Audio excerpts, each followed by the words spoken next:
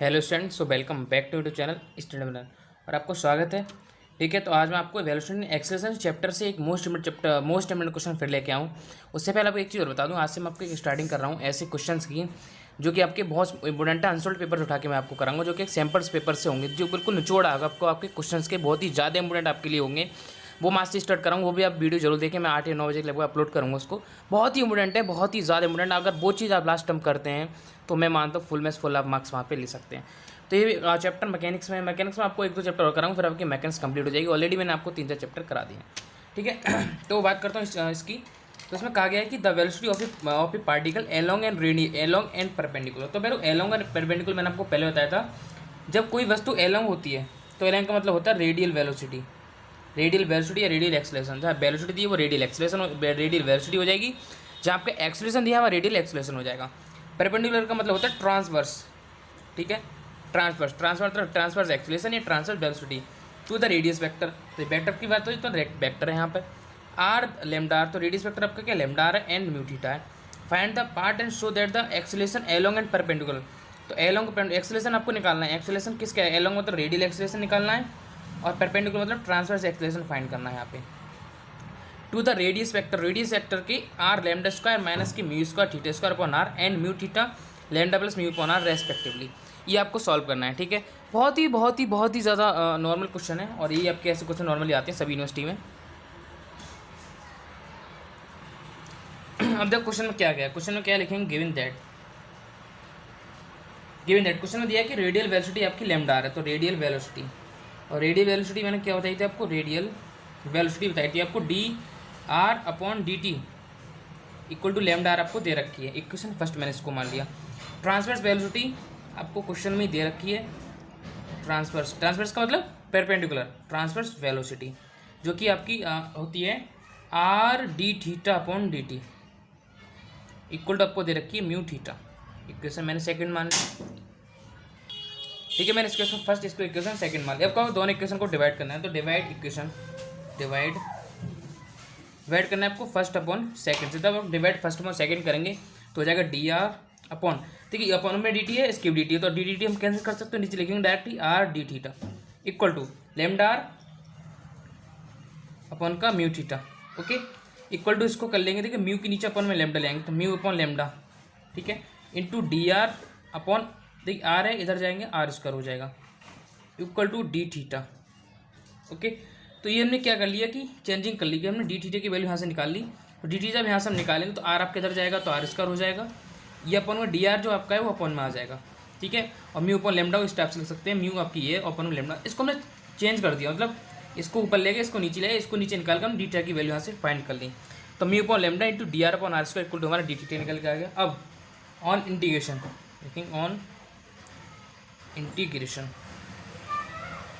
में देखेंगे mu upon lambda are आपका एक साइड है बराबर, इसका हम कर देंगे तो हो जाएगा लॉग थीटा प्लस का कोई फंक्शन ले लेंगे लॉग सी।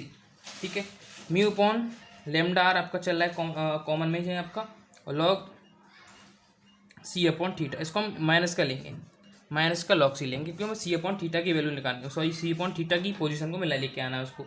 ठीक है, तो यहाँ से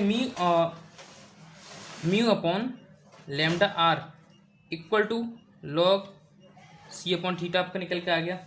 और यहाँ से अगर हम और लगा के थीटा की वैल्यू यहाँ से निकालें तो थीटा इक्वल टू लॉग आपका इधर जाएगा, तो आपको पता है कि सी तो है ही आपका, ई में ई की पावर में आ जाता है माइनस का म्यू अपॉन लेमडा आर, मतलब थीटा की वैल्यू हमने यहाँ से निकाल ली, क्योंकि जब लॉग यहाँ से जाता है तो इसकी क्या है ई की घात में सब वैल्यू आ जाती है, ई घात किस में आ जाती है, ई की घात में आ जाती है।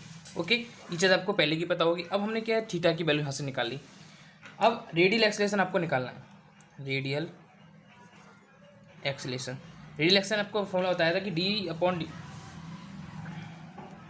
D square r upon D t square minus r D theta upon D T का होल स्क्वायर। ठीक है, तो d square upon D t square minus का r D theta upon D T का होल स्क्वायर, तो इसको मैं लिख सकता हूँ डी अपॉन डी टी इस फंक्शन को, और D R upon D t, क्योंकि इसका मतलब तो आपको d square upon D t square हो गया माइनस का, ठीक है, अब D theta upon D T का होल स्क्वायर, अगर मैं इसको 1 अपॉन आर नीचे लगा के और एक 1 आर ऊपर लगा दूँ, ठीक है, तब का क्या हो जाएगा D theta upon D T का होल स्क्वायर। ठीक है, अब चाहे तो आप समझ सकते हैं कि हमने इक्वेशन फाइंड की थी, ओके हमने स्टेप से लिख दिया, माइनस का 1/r अंदर मल्टीप्लाई करके ऊपर नीचे, तो नीचे मल्टीप्लाई करके आर आ गया, ऊपर आपका R D T upon D T का स्क्वायर बना, क्योंकि आर अपॉन आर है तो ऊपर आर स्क्वायर बन जाएगा, तो हमने आर स्क्वायर जब बन जाएगा ऊपर तो हमने आर स्क्वायर अंदर ले लिया, तो आपका आर स्क्वायर अंदर आ गया और आपको नीचे बचा आर, वो आपके इधर आ गया। अब R D T upon D t की वैल्यू हमारे पास ऑलरेडी है, तो डी अपॉन डी टी, और हमारे पास d are upon D t की वैल्यू भी हमारे पास है, मतलब लेमडा आर है, माइनस का 1/r, और R D T upon D t की वैल्यू हमारे पास है क्या है, म्यू थीटा का होल स्क्वायर, जो कि हम ऑलरेडी हमें दे रखी है वैल्यू, हमने वो लगा दी, ठीक है, कोई हमने अदर से चेंजेस नहीं किया। तो lambda into D are upon D T हमने क्या कर दिया, इसका डिफरेंस कर दिया डी अपॉन डी टी का, माइनस का 1/r, ये हो जाएगा mu square theta square. Clear है, इतना आपको समझ आ गया। अब लेमडा आर, ओके, माइनस का mu square theta square upon R हमने क्या कर दिया, अंदर ले लिया, और D R upon D T value ये है आपकी, D R upon D T value put करके यहाँ पे लेमडा आर लिख ली, ओके। अब D are upon D T का हमने गिवन दे रखी है already, radial velocity D are upon D T बराबर लेमडा आर, इक्वेशन फर्स्ट में आप देखेंगे हमने ऑलरेडी दे रखी है। अब lambda into lambda R square इतना हो गया, तो लेमडा स्क्वायर आर, ठीक है, minus mu square theta square upon का आर, तो यहाँ से हमें क्या निकल के आ गया, ट्रांसवर्स एक्सीलरेशन। हमारा क्या बचा है, रेडियल एक्सीलरेशन बचा है, ठीक है। अब हम यहाँ से क्या फाइंड करेंगे, रेडियल एक्सीलरेशन। अब हमको फाइंड करना है रेडियल एक्सीलरेशन। इसका फॉर्मूला क्या होता है, कि फॉर्मूला आपको मेन है, समझ याद रखना। सॉरी हमने आपको क्या किया था, सॉरी ये हमारा रेडियल एक्सीलरेशन था। अब हम ट्रांसवर्स एक्सीलरेशन फाइंड करेंगे, क्या ट्रांसवर्स, रेडियल तो हमने फाइंड कर लिया, ट्रांसवर्स एक्सीलरेशन, ठीक है, ट्रांसवर्स एक्सीलरेशन। तो ट्रांसवर्स एक्सीलरेशन आपको पता है कि फॉर्मूला क्या होता है, 1/r D upon D T are square D theta upon D T, ठीक है। अब जो वैल्यू हमारे पास ऑलरेडी दे रखी है हमको इसमें पुट कर लेना है, तो 1/r D upon D T हमको एच रखना है। अब इसको मैं क्या लिख सकता हूँ, R into R D theta upon D T लिख सकता हूँ, क्योंकि R D theta upon D T जो कि हमारा ट्रांसवर्स वेलोसिटी इसकी ऑलरेडी हमारे पास वैल्यू है, ठीक है। तो 1/r, ठीक है, 1/r D upon D T R into R theta upon D T, इसकी वैल्यू हमारे पास ऑलरेडी, तो आर म्यू थीटा हो जाएगा, ओके, कोई दिक्कत नहीं है। 1/r D upon D T H रखना है हमें, और हमारा आर म्यू थीटा देखिए दोबारा लिख दिया, कोई दिक्कत नहीं, आगे निकल के। अब म्यू अपॉन इसको क्या बाहर ले लेंगे, तो म्यू अपॉन आर हो जाएगा, म्यू को हम बाहर लेके आगे, म्यू अपॉन आर आएगा, आपको बाहर निकल के आगे डी अपॉन डी टी अंदर बचा हुआ है, डी अपॉन डी टी, और आर थीटा हमारा अंदर बच गया। अब आर थीटा क्या लगा देंगे, फर्स्ट सेकंड लगा देंगे, जो हम डिफरेंस करते हैं इसका, तो म्यू अपॉन आर तो हमारा बाहर ही चलना है, डी अपॉन डी टी तो आर का किया, तो D R upon D T हो गया, ठीक है, थीटा आपका एच रहेगा, प्लस आर हमने एच रखा, D theta upon D T, इसका डिफरेंशिएशन कर दिया, ठीक है। आपको क्लियर हो गया, समझ में आ गया, कोई दिक्कत नहीं यहाँ तक। अब म्यू अपॉन आर एच रखना है, d are upon D t मतलब mu r theta, d are upon D t की वैल्यू हमारे पास ऑलरेडी है, जो कि दे रखा है गिवन, वेलोसिटी रेडियल वेलोसिटी दे रखी है, म्यू आर थीटा आ गया, प्लस इसकी r theta upon D t की वैल्यू हमें ट्रांसवर्स वेलोसिटी ऑलरेडी क्वेश्चन में दी है, जो कि हमारे क्या है, म्यू थीटा है, म्यू थीटा है। अब म्यू थीटा हमने क्या ले लिया, बाहर ले लिया टोटल में से, तो अंदर क्या चल, लेमडा प्लस, देखिए लेमडा क्या है, लेमडा हम कहाँ से निकल गए, क्योंकि म्यू थीटा बराबर आर है, और इसमें हम वैल्यू क्या मान लेंगे, लेमडा मान लेंगे, प्लस का म्यू अपॉन आर। देखिए केस ठीक है, नहीं म्यू थीटा हमने कॉमन लेंगे तो आर है, आपका आर है, तो आर प्लस यहाँ पे कोई नहीं वैल्यू नहीं, तो आर आपका नीचे आ जाए, क्योंकि म्यू थीटा यहाँ से कॉमन आ गया, लेकिन आर यहाँ पे है नहीं हमारा, तो म्यू थीटा कॉमन लेंगे, R plus mu upon R, और म्यू थीटा बराबर आपका आर है, जो कि क्वेश्चन से आपको ऑलरेडी दिया है। तो दोनों वैल्यू क्या हमें निकल के आ गई। अब नेक्स्ट क्वेश्चन की बात करते हैं, जो कि बहुत ही ज़्यादा इंपॉर्टेंट क्वेश्चन होने वाला है, ठीक है।